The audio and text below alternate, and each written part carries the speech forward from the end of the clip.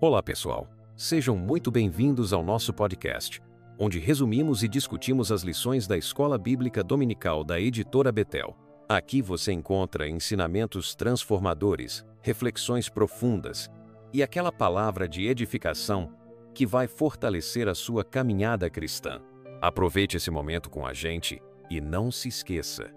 Se inscreva no canal, deixe seu like, compartilhe com seus amigos e, claro, deixe seu comentário contando o que achou da lição de hoje. Sua participação é muito importante para nós. Então, pega sua Bíblia, prepara o coração e vem com a gente porque o estudo já vai começar. Imagine uma pequena igreja em Los Angeles que desencadeou uma revolução espiritual global. Parece impossível? Bem, é exatamente o que aconteceu com o avivamento da Rua Azusa em 1906. Nossa, isso é fascinante. Como uma igrejinha conseguiu ter um impacto tão grande. É uma história incrível, não é? O avivamento da Rua Azusa não só transformou o cristianismo moderno, mas também desafiou as normas sociais da época. Estamos falando de um movimento que começou em plena era da segregação racial nos Estados Unidos. Uau, então não era só sobre religião? Tinha um componente social também? Exatamente. Era uma mistura poderosa de espiritualidade e justiça social. Mas para entender realmente o que aconteceu na Rua Azusa, precisamos voltar um pouco no tempo. Ah, então teve uma preparação para esse avivamento? Sim, e começa com um pregador escocês chamado Edward Irving. No início do século XIX, Irving já estava falando sobre a importância de manifestações espirituais, como falar em línguas.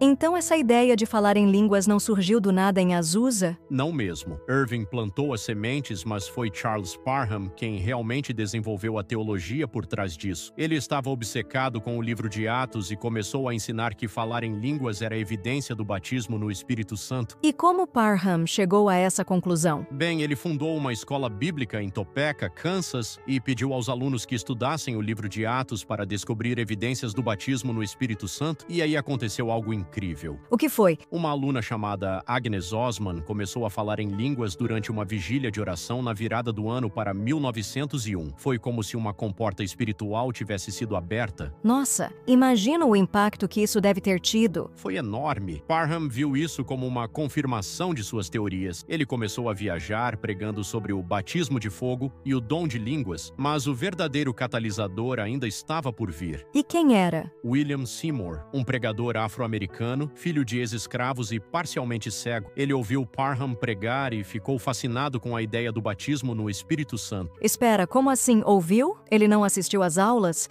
Essa é uma parte triste da história. Devido às leis de segregação racial, Seymour não podia ficar na mesma sala que os alunos brancos. Ele tinha que sentar no corredor e ouvir as aulas através da porta entreaberta. Que absurdo! E mesmo assim ele absorveu tudo? Não só absorveu, como levou essas ideias para um nível totalmente novo. Em 1906, Seymour foi convidado para pregar em Los Angeles e foi aí que tudo explodiu. Em Los Angeles? O que tinha de especial lá? Boa pergunta. Los Angeles naquela época era uma cidade em rápido crescimento, cheia de imigrantes e pessoas buscando uma nova vida. Havia uma espécie de fome espiritual no ar. Então era o lugar perfeito para um avivamento? Exatamente. Quando Seymour começou a pregar sobre o batismo no Espírito Santo, foi como se tivesse acendido um fósforo em um quarto cheio de gás. A explosão foi imediata. E onde exatamente aconteciam esses cultos? Inicialmente em uma casa na rua Bonnie Bray, mas logo o lugar ficou pequeno demais. Foi então que eles se mudaram para um prédio abandonado na Rua Azusa, número 312. Um prédio abandonado? Não parece muito promissor. Pois é, mas não se engane. Aquele lugar simples se tornou o epicentro de um movimento global. Imagine só, 3 cultos por dia, 7 dias por semana lotados de gente. Nossa, e como eram esses cultos?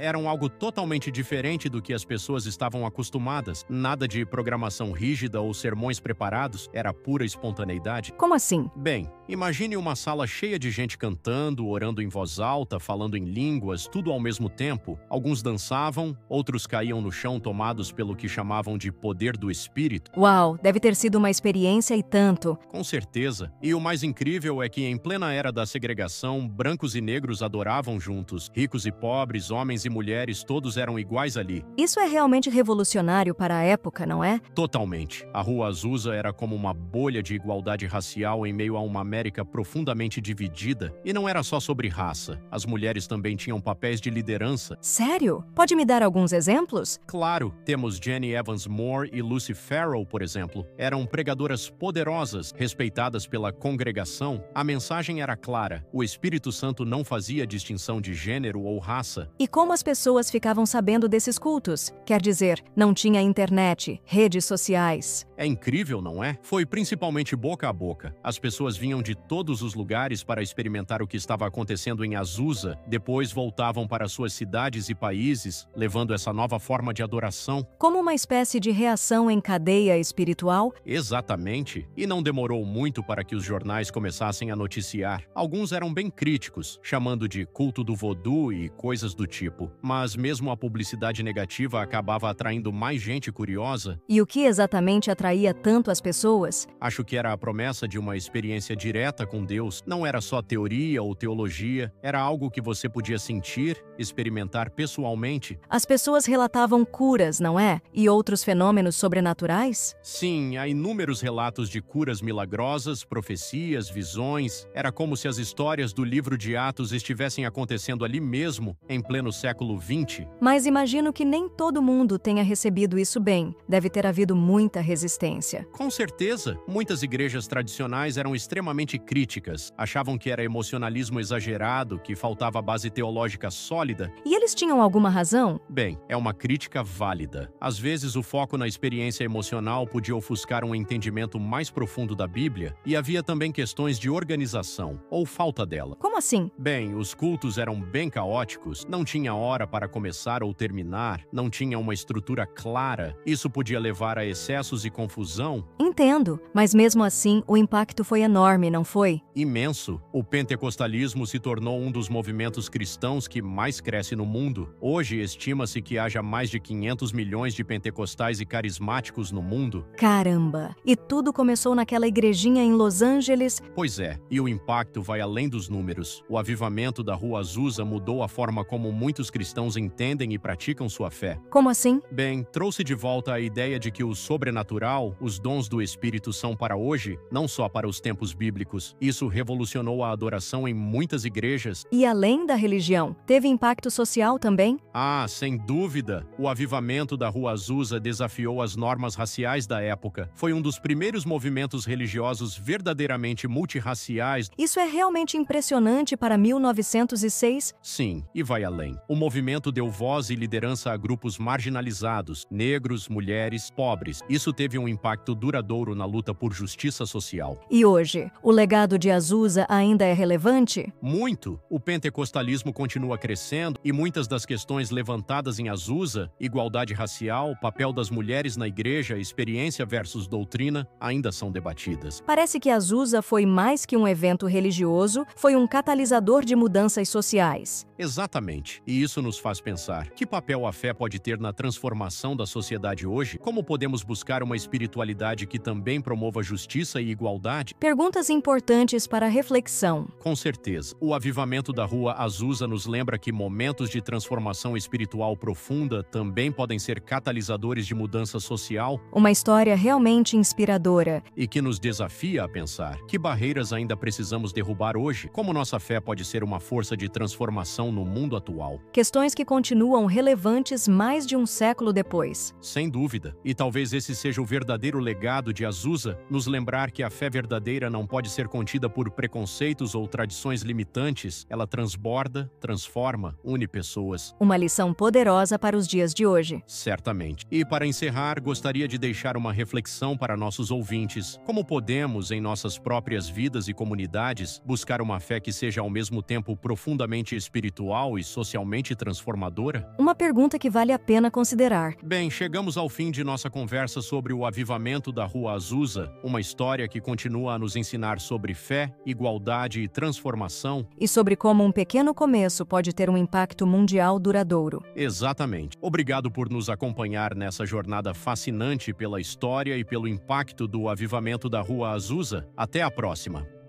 Chegamos ao final de mais um episódio. Espero que esse resumo tenha abençoado sua vida e te ajudado a compreender ainda mais a palavra de Deus. Antes de ir, quero reforçar o convite. Inscreva-se no canal, deixe seu like, compartilhe este conteúdo com quem você ama e não se esqueça de deixar um comentário contando o que você achou ou trazendo suas dúvidas e reflexões. Sua interação é fundamental para que essa mensagem alcance mais pessoas. Que Deus te abençoe grandemente e nos encontramos no próximo episódio. Até lá!